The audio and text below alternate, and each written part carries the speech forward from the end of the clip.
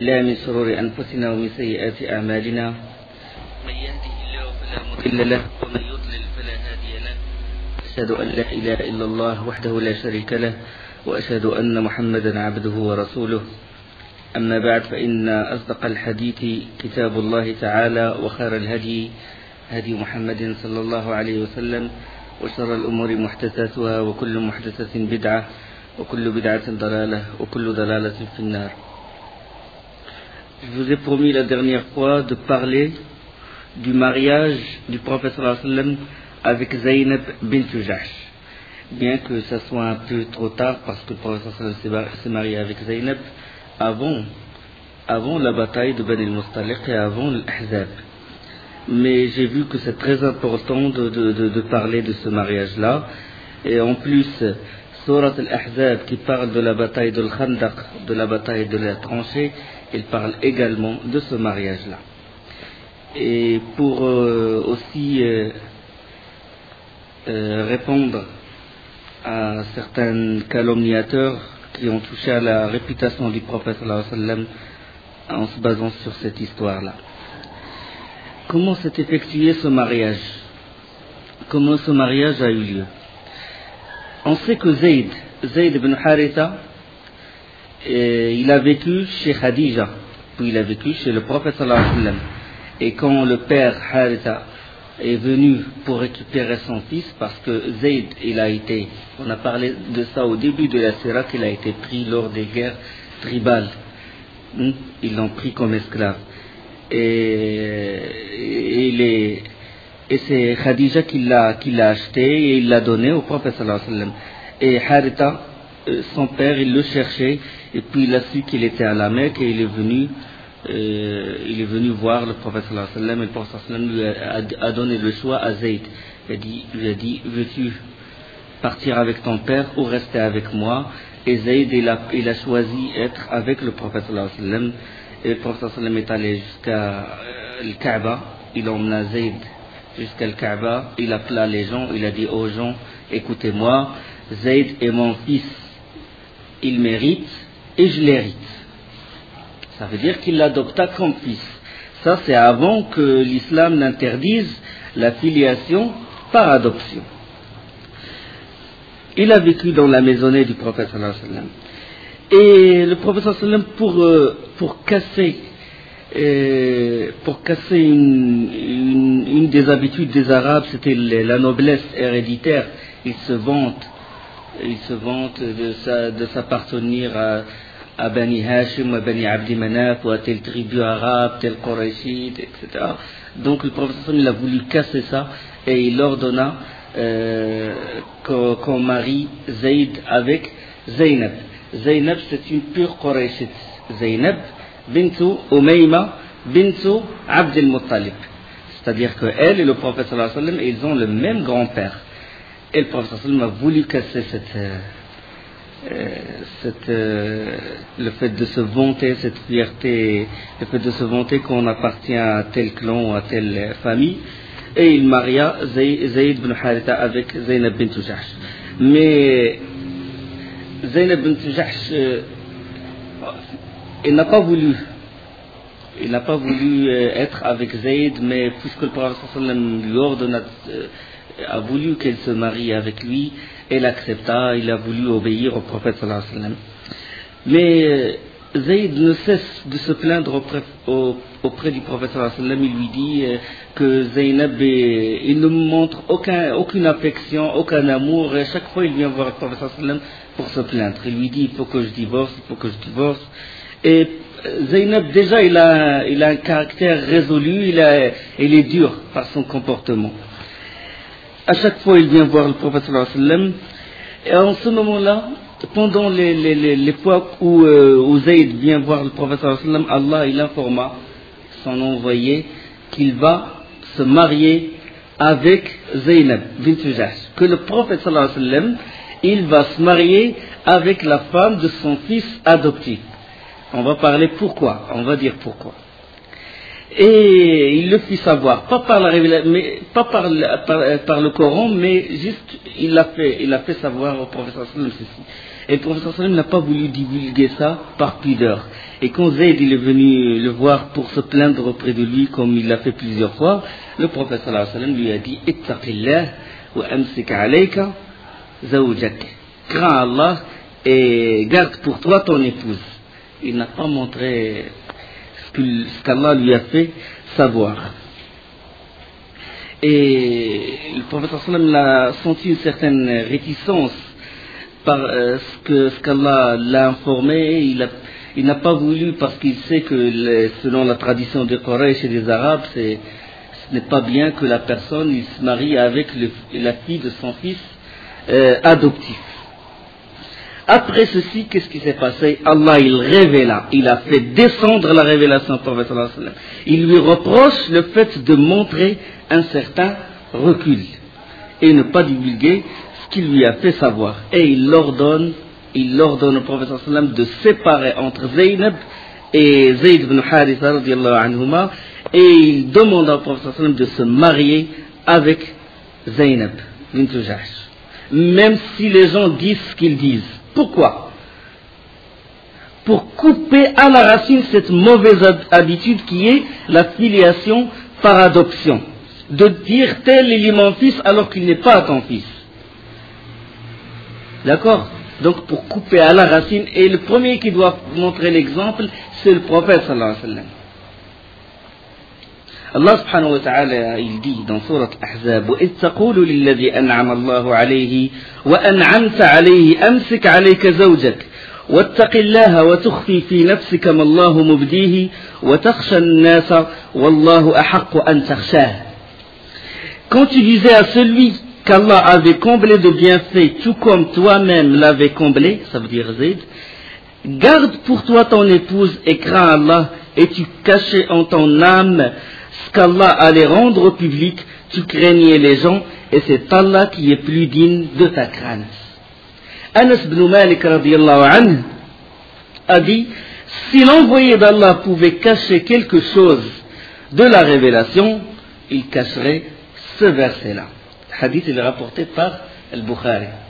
Donc le prophète sallam n'a rien caché de la révélation. Il n'y a pas de science profonde, de science extérieure, comme disent les soufis. Non. La révélation claire et nette, et le prophète sallam n'a rien caché de la révélation. Aïcha radiyallahu anha, il a dit, celui qui prétend que le prophète sallam a caché quelque chose de la révélation, il est un grand menteur. La suite des versets. فلما قضى زيد منها وطرا زوجناكها لكي لا يكون على المؤمنين حرج في أزواج أدعيائهم إذا قضوا منهن وطرا وكان أمر الله مفعولا. Puis quand Zayd eut cessé toute relation avec elle, nous te la fîmes épouser afin qu'il n'y ait aucun empêchement pour les croyants d'épouser les femmes de leurs fils adoptifs. Quand ceci cesse toute relation avec elle, le commandement d'Allah doit être exécuté. ما كان على النبي من حرج فيما فرض الله له سنة الله في الذين خلوا من قبل وكان أمر الله قدرا مقدورا. Nul grief à faire au prophète en ce qu'Allah lui a imposé selon sa règle à l'égard des gens révolus. Le commandement d'Allah est un décret inéluctable. الذين يبلغون رسالات الله يخشونه ولا يخشون الذين يبلغون رسالات الله ويخشونه ولا يخشون أحدا إلا الله وكفى بالله حسيبا. Ceux qui communiquent les messages d'Allah le craignent et le redoutent nul autre qu'Allah, et Allah suffit pour tenir le compte de tout. Donc quand Zayd il cessa toute relation avec Zaynab bint Jahsh, le prophète sallam l'envoya, il envoyait Zayd chez elle pour lui dire que le prophète te demande au mariage. Et Zayd, il est rentré chez Zaynab et il l'a trouvé en train de mettre la levure dans la pâte. Il a dit, et quand je l'ai vu, il m'était étrangère. Ça y est, depuis qu'Allah il révéla ces versets, il a dit, c'est une autre femme. Il a dit, j'ai même pas osé la parler. J'ai tourné le dos et je lui ai dit que le prophète, l'envoyé d'Allah, il te demande. Allah subhanahu wa ta'ala, il dit, ما كان محمد أبا أحد من رجالكم ولكن رسول الله وخاتم النبيين وكان الله بكل شيء عليما. Mohammed n'a jamais été le père de l'un de vos hommes, mais le messager d'Allah est le dernier des prophètes. Allah est omniscient. Donc c'est pour couper à la racine. Si par exemple, on ne sait jamais, si les Arabes ils disent que Zayd est le fils de Mohammed, peut-être qu'ils vont glorifier, même diviniser Zayd ibn Haritha. Donc c'était des raisons bien précises pourquoi Allah subhanahu wa ta'ala il a fait. Donc ça c'est la raison pour laquelle le prophète sallallahu alayhi wa sallam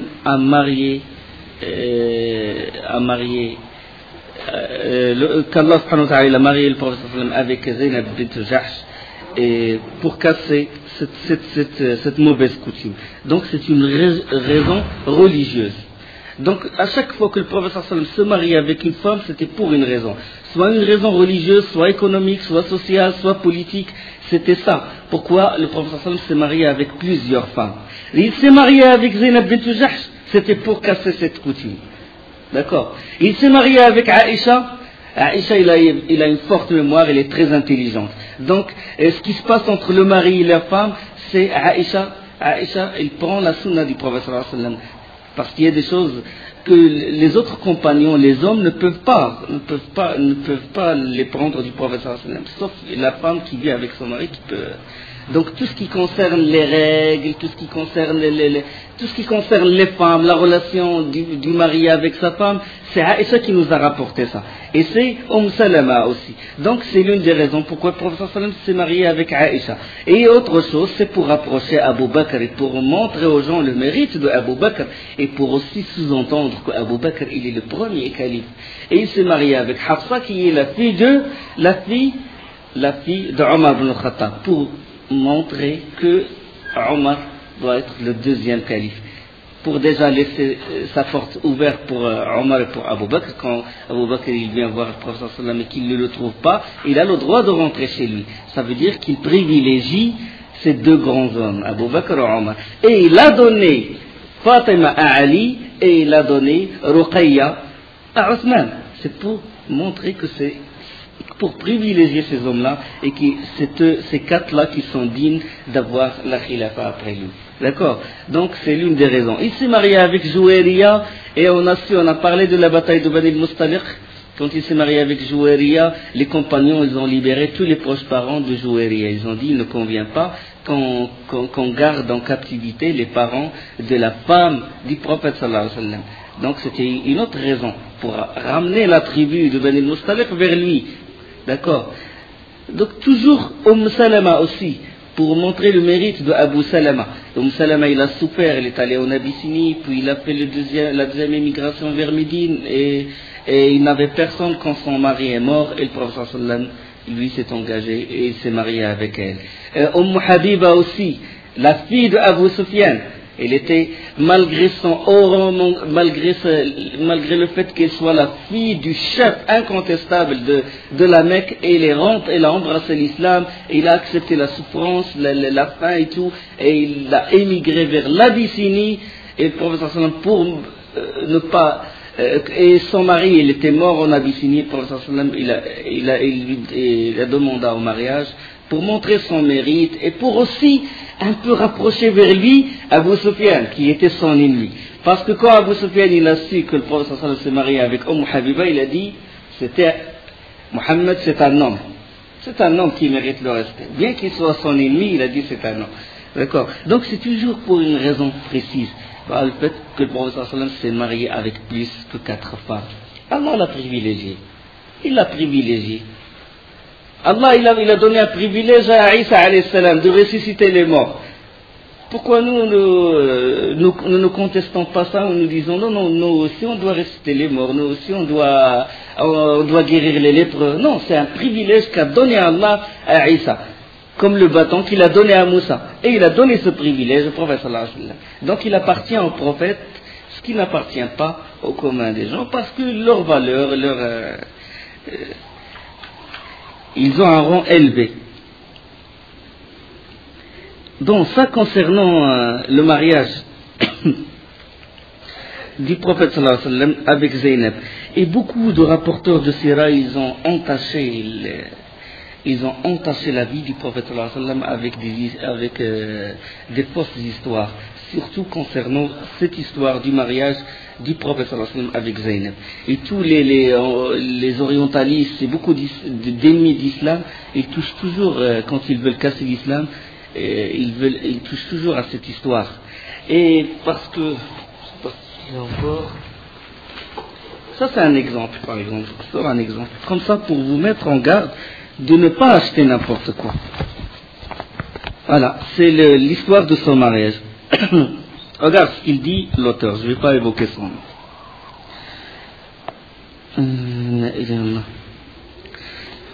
Je vais commencer par là. Or Zayd était sorti et Zaynab qui n'attendait aucune visite n'était vêtue. Attends. Un jour, le prophète sallallahu alayhi wa sallam se rendit chez Zayd pour s'entretenir avec lui d'une certaine affaire. Or, Zayd était sorti et Zaynab, qui n'attendait aucune visite, n'était vêtue que d'une tenue d'intérieur. Une robe légère. Lorsqu'on vint lui dire que le prophète était à la porte, elle se leva précipitamment et sans prendre le temps de se changer, elle alla l'accueillir et l'invita à attendre l'arrivée de Zayd. Il n'est pas là, envoyé d'Allah, envoyé de Dieu, dit-elle. Mais entre donc, que mon père et ma mère soient à rançon. Tandis qu'elle se tenait dans l'embrasure de la porte rayonnante de la joie que lui causait cette visite, le prophète fut frappé par sa beauté et fortement ému, il se détourna en murmurant quelques paroles qu'il ne put distinguer. Elle saisit cependant les derniers mots qu'il prononçait en commençant à s'éloigner.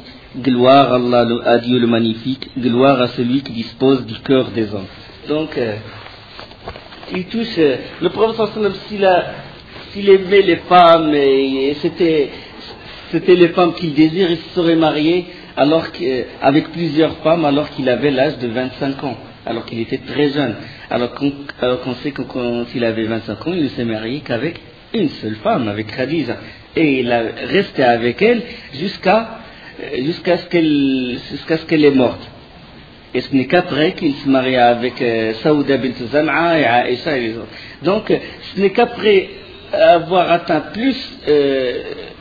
combien elle avait atteint? Plus de 50 ans qu'il se marie avec plusieurs femmes. Normalement, c'est quand on est jeune qu'on désire les femmes, etc. Donc, c'était pas ça le but du prophète sallallahu alayhi wa sallam. Donc, je vous mets en garde contre des choses comme ça. Et à chaque fois il ne faut pas à chaque fois rentrer dans une librairie, la vie du prophète, vous prenez n'importe quel livre et ils vous font gober n'importe quoi. Donc, il faut se méfier, il faut se baser sur des versions authentiques. Maintenant, revenons à la bataille de Khandaq, l'Ahzab, c'est terminé avec le triomphe du prophète sallallahu alayhi wa sallam. Après cette bataille, le prophète sallallahu alayhi wa sallam a dit une phrase. Il a dit, maintenant, nous les attaquerons et ils ne nous attaqueront pas. Ça y est, maintenant, le djihad s'est transformé de la défense à un djihad de l'attaque. Il a dit, c'est nous maintenant qui vont attaquer Quraysh, c'est nous maintenant qui vont attaquer les autres tribus. Et il a dit ça après la déception de Quraysh, de Ghatafan et les autres. Et alors le prophète sallallahu alayhi wa sallam, il décida après de punir les tribus qui ont participé à la campagne de la tranchée. Des expéditions furent envoyées dans ce sens pour affermir l'affaire de l'islam, bien sûr. Et parmi ces expéditions, il y avait le prophète sallallahu alayhi wa sallam, il a envoyé un groupe de moins de 10 hommes dans le but de tuer un seul homme qui s'appelle Sallam ibn Abi al-Huqayq. Sallam ibn Abi al-Huqayq, c'était un juif et il faisait partie de ceux qui ont rallié les Ahzab, les autres tribus contre le prophète sallallahu alayhi wa sallam, et il faisait beaucoup du tort au prophète sallallahu alayhi wa sallam, il l'insultait beaucoup. Et le prophète sallallahu alayhi wa sallam, il a envoyé, il dépêcha moins de 10 hommes. À leur tête, Abdullah ibn Atik. Et c'est Abdullah ibn Atik, il alla tout seul, il rentra tout seul dans la forteresse, il le tua la nuit. Et il est rentré voir le prophète sallallahu alayhi wa sallam. Donc c'est une longue histoire, bon, c'était une opération spéciale, opération commando, rapportée par le Bukhari, hadith 4038, 4039. Puis le prophète sallallahu alayhi wa sallam, il envoya 30 cavaliers, à leur tête Mohammed ibn Muslima, radiallahu anhu, vers une région qui s'appelle Al-Qarta', dans la région, dans la terre de Najd. On sait que la terre, la plaine de Najd, il se trouve à l'est de Médine, d'une distance d'à peu près 7 nuits de Médine. Et qu'est-ce qu'ils ont fait? Bon, ils se cachaient le jour, et la nuit, ils marchaient la nuit. Et dès que les gens de la tribu, cette tribu s'appelle Bani Bakr ibn Kilab, dès qu'ils les virent, ils prirent la fuite. Ils n'ont pas pu ils prirent la fuite, et Mohammed ibn Muslim, il parvint à tuer 10 de leurs hommes, et il prit un grand butin, 50 chameaux et 3000 chèvres et moutons. Il n'a pas pris les femmes, il n'a pas pris les enfants, conformément aux instructions du prophète sallallahu alayhi wa sallam. À mi-chemin, qu'est-ce qui s'est passé? À mi-chemin, ils trouvèrent un homme qui dormait, et ils l'ont emprisonné. Ils l'ont emmené à Médine. Et le prophète sallallahu alayhi wa sallam s'est réjoui de la réussite de cette expédition, et ils lui ont dit, au envoyé d'Allah, on a pris un homme. Et ils l'ont ramené au prophète sallallahu alayhi wa sallam, il a dit, savez-vous qui avez-vous pris en captivité? C'est Soumamat ibn Asal. C'est l'un des grands chefs de Bani Hanifa. C'est les tribus dans la région de Yamama. C'est encore plus à l'est de Médine. C'est même proche du golfe arabique. C'est Soumamat ibn Asal, l'un des grands notables. Et il était l'ennemi des musulmans. La tribu de Bani Hanifa était l'ennemi des musulmans. Et il s'apprêtait à tuer, il préparait pour tuer le prophète sallallahu alayhi wa sallam. Le prophète sallallahu alayhi wa sallam, il demanda qu'on l'attache à l'une des colonnes de la mosquée. Ils l'ont attaché à l'une des colonnes de la mosquée. Il a dit, compagnon, traitez-le bien. Donnez-lui à manger, tout ce qu'il demande.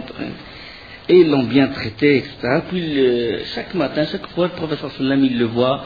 Et il va le voir, il lui dit, quoi de neuf au Soumama? Qu'est-ce que tu as du nouveau à me dire? Il a dit, et chaque fois, Soumama ibn Asal, il lui dit, moi je n'ai que du bien. Si tu me tues, le prix de mon sang coûte très cher.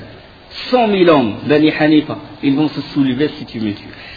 Et si tu me pardonnes, tu as pardonné à quelqu'un de reconnaissant. Et si c'est l'argent que tu aspires, tu veux de l'argent, demande-en ce que tu veux. Et le prophète sallallahu alayhi wa sallam ne le répond même pas, il le laisse. Puis le lendemain, la même chose. Quoi de neuf au même? Bien sûr, c'était exprès que le prophète sallallahu alayhi wa sallam l'a attaché à l'une des colonnes de la mosquée pour qu'il écoute le Coran, les exhortations, le comportement des compagnons, le comportement des gens contre un prisonnier. Et chaque fois, il vient le voir, il lui montre une affection, bienveillance. Quoi de neuf au même? Il lui dit, il n'y a que du bien avec moi. Si tu me tues, mon prix coûte cher. Si tu me pardonnes, tu as pardonné à quelqu'un de reconnaissant. Si tu me pardonnes, tu as pardonné à quelqu'un de reconnaissant. Et la troisième chose, si c'est l'argent que tu aspires, je te donne ce que tu veux. Le prophète sallallahu alayhi wa sallam le regarda comme ça, il a dit, non, je te pardonne, libérez-le. Ils l'ont libéré. Allez, libre. Il est sorti de la mosquée et il est parti vers des palmiers qui sont à côté de la mosquée. Il a pris un seau d'eau, il s'est lavé le corps et il est rentré à la mosquée. Et il a dit, Ashhadu an la ilaha illallah wa anna Muhammadan Rasulullah. Je rentre dans l'islam. Il a dit au prophète sallallahu alayhi wa sallam, par Allah, avant, il n'y avait pas de visage que je déteste le plus sur cette terre que ton visage. Il n'y avait pas de religion que je déteste plus que ta religion, et il n'y a pas de pays que je déteste plus que ton pays. Maintenant, il n'y a pas de visage que j'aime le plus que ton visage, et il n'y a pas de terre, de pays que j'aime le plus que ton pays, c'est-à-dire Médine, et il n'y a pas de religion que j'aime le plus que ta religion. Et il a dit, envoyé d'Allah, moi, quand tes hommes m'ont pris en captivité, je m'apprêtais à faire la Umrah à la Mecque. Le prophète sallallahu alayhi wa sallam, il a dit, continue ton chemin, va à la Mecque et fais ton Umrah. Il rentra à la Mecque, il fait les tournées rituelles, et puis il commence à faire talbiya. Labbayk Allahumma labbayk, labbayk la sharika lak, labbayk, innal hamda, wa ni'mata lak wal mulk, la sharika lak. me voici dévoué à toi, oh Allah, labbaik, Allahumma labbaik, labbaik la sharika lak, me voici dévoué, nul n'est associé à toi, inna al-hamda wa ni'mata, la louange t'appartient, et ni'ma, les bienfaits t'appartient, et la royauté, nul n'est associé à toi, la sharika lak. Et les associateurs, qu'est-ce qu'ils font? Ils ajoutent à cette talbiya une autre talbiya, ce qu'on appelle la talbiya du shirk, celle qui a été ajoutée par Amr ibn Luhay al-Khuza'i. Ça, c'est avant l'islam. Et eux, ils ajoutent la talbiya de l'association. Quand ils disent nul n'est associé à toi, puis ils ajoutent sauf un associé que tu as élu. Sauf un associé que tu as élu. Il t'appartient ainsi que ce qu'il possède. إلا شريكا هو لك تملكه وما ملك. Et lui, il n'a pas répété cette talbiya. Chaque fois, ils ajoutent cette talbiya et lui, il s'abstient de prononcer cette talbiya parce qu'il sait que c'est une talbiya de shirk. Que s'il le dit, ça veut dire qu'il a associé avec Allah subhanahu wa ta'ala, ça veut dire qu'il a apostasié l'islam. Et les Quraysh commençaient à lui dire est-ce que tu as apostasié notre religion? Il a dit j'ai embrassé l'islam.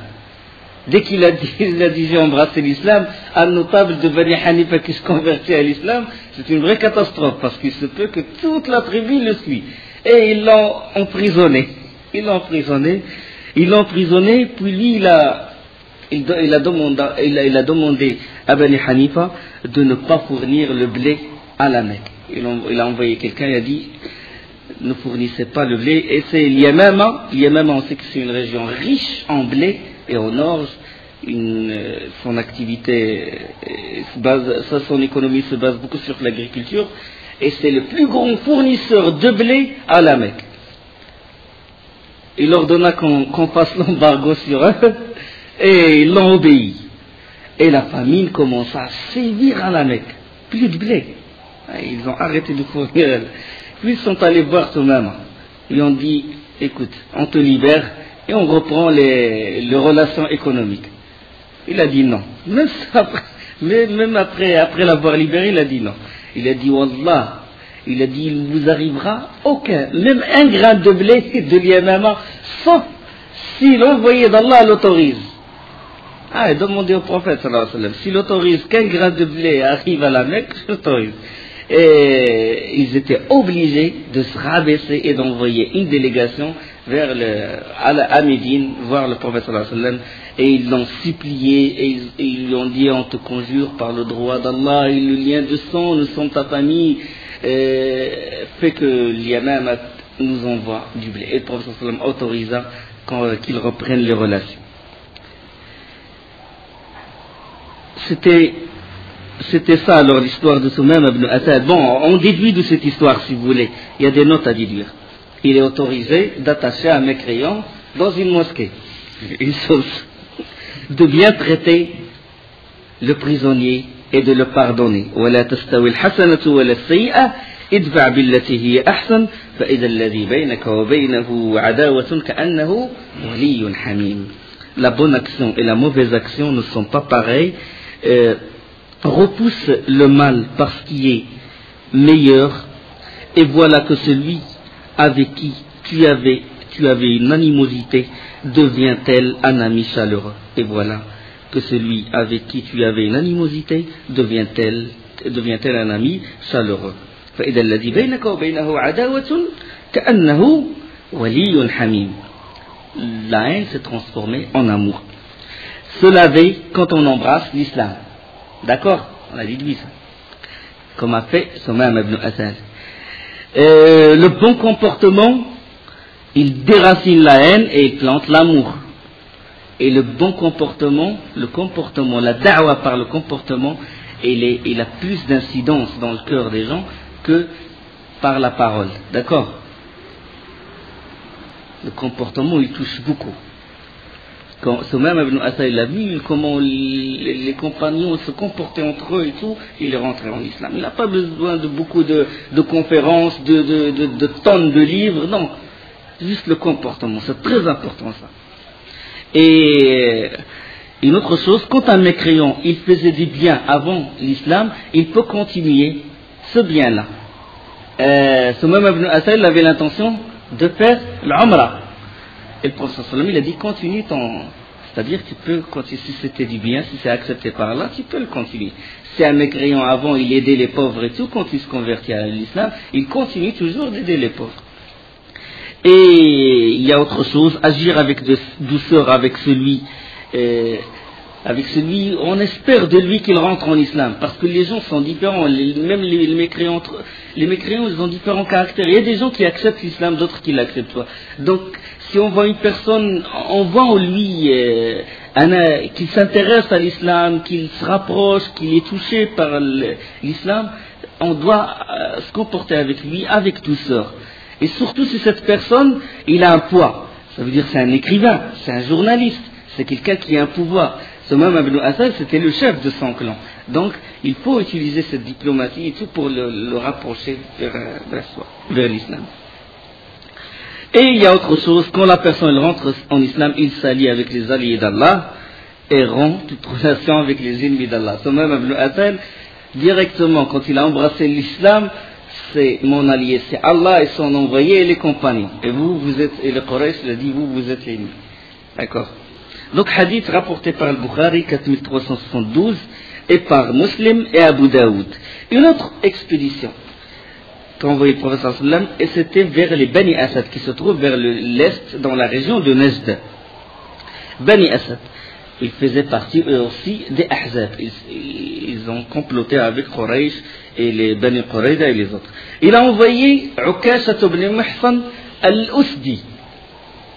Il fait partie de cette tribu. Mais il vit à Médine, il est musulman.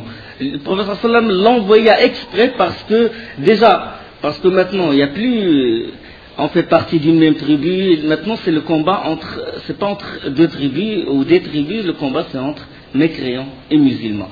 Première chose. Deuxième chose, c'est parce que Ukash ibn Muhsan, il connaît bien le terrain des Bani Asad. Il l'envoya. Et puis à la tête de 40 hommes. Et les Bani Asad, ils se méfiaient toujours. Ils savaient ce qu'ils ont fait. Ils savaient que le prophète sallallahu alayhi wa sallam ne va pas les laisser tranquilles. Il est en train maintenant d'engager des punitions contre les tribus. Ils se méfient. Ils ont pris la fuite. Dès qu'ils ont vu les 40 hommes, ils ont pris la fuite vers les montagnes. Et avant, déjà, ils cachaient leurs troupeaux très loin de leur tribu. Ils savaient que les musulmans peuvent venir et prendre le butin. Et Ukasha ibn Muhsan, il a réussi à prendre un prisonnier. Et on commence à l'interroger, où est-ce qu'il est le butin, où sont les chameaux, les troupeaux. Il a dit, je vous montre où sont les troupeaux, mais à condition, vous me laissez la vie sauve. Ils ont dit d'accord. Puis il les emmena loin. Puis Ukasha ibn Muhsan commence à douter. Il le réinterrogea de nouveau. Il lui a dit, tu veux nous trahir, tu nous emmènes vers une embuscade. Il a dit non, ils sont derrière cette montagne. Derrière la montagne, il y avait des milliers de chèvres, de moutons, de chameaux. Ils ont tout pris, ils ont ramené tout ça à Médine. Et une autre bataille, c'était maintenant, ce n'est pas une expédition, c'est une razwa, parce que le prophète sallallahu alayhi wa sallam a participé personnellement, c'est Razwat Bani Lihyan. Les Bani Lihyan n'étaient pas avec l'Ahzab, avec les coalisés, mais eux, c'est eux qui ont trahi le prophète sallallahu alayhi wa sallam, c'est eux qui étaient l'origine de la tragédie de Bi'r al-Raji', quand ils ont tué Khubayb et ses compagnons. Ils l'ont trahi, Adl wal-Qara. Bani Lihyan, Adl wal-Qara faisait partie de Bani Lihyan. Donc le prophète sallallahu alayhi wa sallam, il n'a pas oublié ceci, il n'a pas oublié cette trahison, et il est allé à la tête de 200 combattants. Et alors, pour camoufler, sallallahu alayhi wa sallam, sa vraie direction, qu'est-ce qu'il a fait? Les Bani Lihyan, ils se trouvent où? Ils se trouvent au sud. Bani Lihyan, ils se trouvent au sud, entre la Mecque et Médine. Le prophète sallallahu alayhi wa sallam, il a pris le chemin vers le nord, vers le Sham, jusqu'à ce que les tribus et les gens de Médine, tout le monde dit que le prophète sallallahu alayhi wa sallam, il va faire la razwa vers une tribu qui se trouve au nord. Mais à mi-chemin, il a dévié, il a viré vers le sud. C'était pour camoufler et pour les brusquer. Mais eux, tellement ils avaient peur, ils envoyaient leurs éclaireurs à de longues distances, des centaines de kilomètres, pour voir est-ce que le prophète sallallahu alayhi wa sallam va les attaquer. Et cette ruse n'a pas réussi parce qu'ils étaient prêts, ils envoyaient leurs éclaireurs, ils avaient tellement peur que le prophète sallallahu alayhi wa sallam ne les attaque. Et ils ont pris la fuite. Ils ont pris la fuite vers les crêtes des montagnes, et il y avait avec eux, et c'était dans la vallée, une vallée qui s'appelle la vallée de Usafan. Il y avait avec eux Khalid bin Walid. Ça, c'est avant l'islam. Le prophète sallallahu alayhi wa sallam réunit les combattants. On sait qu'à chaque fois qu'il rentre dans une région, il reste 2 jours, 3 jours pour montrer sa fierté. Il appelle Dohr à cet endroit, la salade de Dohr. Et puis eux, ils regardent des crêtes de la montagne, les Bani Lihyan, ils regardent de haut. Et puis Khalid bin Walid, il a dit, et les autres, ils ont dit, ils ont une prière. Après cette prière, c'est la prière de l'Asr. Ils l'aiment plus que leurs propres enfants et ils l'aiment plus qu'eux-mêmes. Donc on peut profiter de l'occasion, on attend jusqu'à quand ils vont faire cette prière et on les attaque. Et en ce moment-là, entre le Dhuhr et l'Asr, Jibril est descendu avec les versets de Surat An-Nisa entre le Dhuhr et l'Asr. Allah subhanahu wa ta'ala dit وَإِذَا كُنْتَ فِيهِمْ فَأَقَمْتَ لَهُمْ الصلاة فلتقم طائفة منهم معك وليأخذوا أسلحتهم فإذا سجدوا فليكونوا من ورائكم ولتأتي طائفة أخرى لم يصلوا فليصلوا معك وليأخذوا حذرهم وأسلحتهم ود الذين كفروا لو تغفلون عن أمتعتكم وأسلحتكم فيميلون عليكم ميلة واحدة. Et lorsque tu te trouves parmi eux, Allah il révéla, et lorsque tu te trouves parmi eux et que tu les diriges dans la salat, qu'un groupe d'entre eux se mette debout en ta compagnie, en gardant leurs armes, puis, lorsqu'ils ont terminé la prosternation, qu'ils passent derrière vous, et que vienne l'autre groupe, ceux qui n'ont pas encore célébré la salat, associés alors d'accomplir la salat avec toi, prenons leurs précautions et leurs armes, les mécréants, aimerez-vous voir négliger vos armes et vos bagages, afin de tomber sur vous en une seule masse. Donc, Allah subhanahu wa ta'ala fait descendre la prière Salat al-Khawf. La prière de l'Khawf, c'est une prière spéciale que font les combattants quand ils sont en face de l'ennemi. Selon Abu Ayyash al-Zarqi, Abu Ayyash nous décrit l'une, parce qu'il y a plusieurs façons de faire cette salat. Il nous décrit une des façons, c'est quand l'ennemi est en face de l'imam. Quand l'ennemi est en face. Il a dit on était 2 rangs. Le prophète sallallahu alayhi wa sallam il a fait recours et les 2 rangs l'ont suivi. Ça veut dire quand il a fait recours, les 2 rangs l'ont suivi. Et quand il a fait Sami Allah man hamida, quand il s'est levé, les 2 rangs se sont levés. Ils ont dit Rabbana wa lakal hamd. Et quand le prophète sallallahu alayhi wa sallam s'est prosterné, le premier rang s'est prosterné. L'autre rang est resté derrière, debout. D'accord? Pour pour être vigilant, pour garder le groupe qui est en train de se prosterner, pour garder le prophète sallallahu alayhi wa sallam, avec leurs armes. Donc, le premier groupe s'est prosterné, et le prophète sallallahu alayhi wa sallam, il se leva, le prophète sallallahu alayhi wa sallam resta assis, puis c'était le groupe qui est derrière qui se lève, et le premier rang s'est levé quand il a terminé les 2 prosternations, et il s'est levé, et puis le groupe qui est debout, qui était debout, il s'est prosterné à son tour. D'accord? Il s'est prosterné à son tour. Puis la deuxième raka'a, le premier rang est venu en arrière et le deuxième rang s'est mis en avant. Donc c'est l'une des façons de salat al-Khawf. Il y a beaucoup d'autres. Parce que cette salat, elle va changer si jamais l'ennemi il n'est pas en face de l'imam, s'il est derrière, et s'il n'est pas entre l'imam et le qibla. S'il est dans un autre endroit, là c'est une autre salat qui va être faite. Donc il y a différentes salats de l'Khawf. Celle-là est l'une de ces salats-là. Dans ce hadith-là de salat al-Khawf, il est rapporté par Ahmed dans son Musnad, tome 4, page 59-60, Abu Daoud, Nasa'i et al-Hakim. Et puis, de la vallée de Usafan, ça veut dire dans cette vallée où ils ont prié, le prophète sallallahu alayhi wa sallam, il dépêcha un groupe de cavaliers, commandés par Abu Bakr as-Siddiq, et ils arrivèrent jusqu'aux frontières de la Mecque. Il envoya Abu Bakr as-Siddiq 10 cavaliers, à la tête de 10 cavaliers. Ils sont allés jusqu'à la frontière de la Mecque, jusqu'à ce que l'information s'est répandue que Mohammed s'apprêtait à attaquer la Mecque. Puis le prophète sallallahu alayhi wa sallam a envoyé à Abu Bakr radiallahu anhu, lui dit reviens, ça nous suffit comme ça, juste pour les effrayer, une des tactiques pour les effrayer. Puis Khalid ibn Walid il a fait demi-tour. Ça veut dire que le prophète il a dit bon, c'est nous qui les attaquerons maintenant et ce n'est pas eux.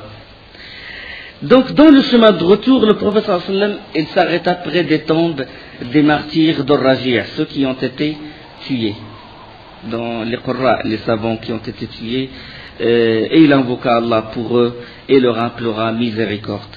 De même entre la Mecque et Médine, il s'arrêta près d'une tombe et pleura énormément. Et les compagnons, ils ont dit, c'est en air le fait de voir le prophète sallallahu alayhi wa sallam près de cette vieille tombe, en train de pleurer. Puis Omar radiallahu anhu, il alla le voir, il a dit, oh Allah, on t'a vu pleurer, on ne t'a jamais vu pleurer comme on t'a vu pleurer. Et le prophète sallallahu alayhi wa sallam, il a dit, oh Omar, c'est la tombe de ma mère, la mère du prophète sallallahu alayhi wa sallam. Il a dit, j'ai imploré mon Seigneur pour m'autoriser de visiter la tombe de ma mère. Il me l'autorisa et j'ai invoqué Allah pour que je lui demande, pour que j'invoque Allah pour elle, j'invoque le pardon d'Allah pour elle, de faire l'istighfar pour elle, et Allah, il ne me l'a pas permis, parce qu'elle est morte, mécréante. D'accord? Hadith sahih, rapporté par Muslim. Hadith rapporté par Muslim, Kitab al-Janaiz, hadith numéro 976. Que la mère du prophète sallallahu alayhi wa sallam, elle est morte mécréante. Mais le prophète sallallahu alayhi wa sallam, avec l'affection qu'il a envers sa mère et tout, il a beaucoup pleuré pour sa mère. Une autre expédition qui s'appelle expédition de Dil-Qassa. Cette expédition, le prophète sallallahu alayhi wa sallam, il envoya 10 hommes simplement. 10 hommes. À leur tête, Mohammed ibn Maslama. Mais c'était juste une expédition de reconnaissance. C'était juste pour reconnaître les lieux. Le prophète sallallahu alayhi wa sallam les a envoyés chez les Bani Tha'laba. Et c'était juste pour voir, un peu de scruter le terrain et de revenir, ramener l'information au prophète sallallahu alayhi wa sallam. Et les Bani Tha'laba, ils étaient aux aguets. Eux aussi, ils s'attendaient à ce qu'il y ait une attaque des musulmans. Et ils ont fait une embuscade et ils ont tué les 10 hommes, sauf Mohammed ibn Maslama. Lui, il a été blessé, mais quand ils l'ont touché avec leurs pieds, comme ça, quand ils fouillaient les morts, lui, il a fait le mort. Il a fait semblant d'être mort. Et les 9 autres ont été tués. Et puis, Mohammed ibn Maslama, il est resté un instant, puis un homme vint les voir comme ça. Puis cette personne, il a reconnu que c'était des musulmans qui ont été tués. Il a dit Inna lillahi wa inna ilayhi raji'un. Nous appartenons à Allah et c'est à lui que nous devons retour. Et dès que Mohammed ibn Muslim a entendu ceci, il a su que c'était un musulman. Il a dit oh Abdullah, oh esclave d'Allah, je suis encore vivant. Et cette personne, il a pensé les blessures de Mohammed ibn Muslim et le ramena à Médine. Puis le prophète sallallahu alayhi wa sallam directement, il dépêcha une expédition commandée par Ubayd ibn al-Jarrah radiyallahu anhu. Et malgré leur vigilance, il a réussi à les attaquer. Malgré leur vigilance, il a réussi à les attaquer. Et la suite, Inch'Allah, juste après un instant. Subhanakallah wa bihamdik, ashhadu an la ilaha illa ant, astaghfiruka wa atubu ilayk.